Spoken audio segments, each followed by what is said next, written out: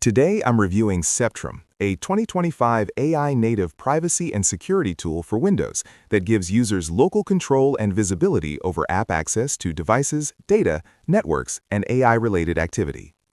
Sceptrum's main strength is its fully offline, on-device analysis, keeping logs and policies encrypted on your PC while presenting app activity in clear, easy-to-understand summaries.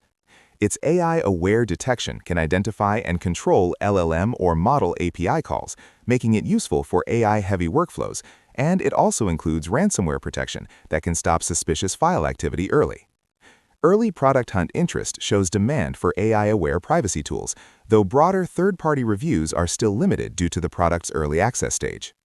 A downside is that enterprise-grade management and deep corporate integrations are less mature than established security platforms, which may matter for larger organizations.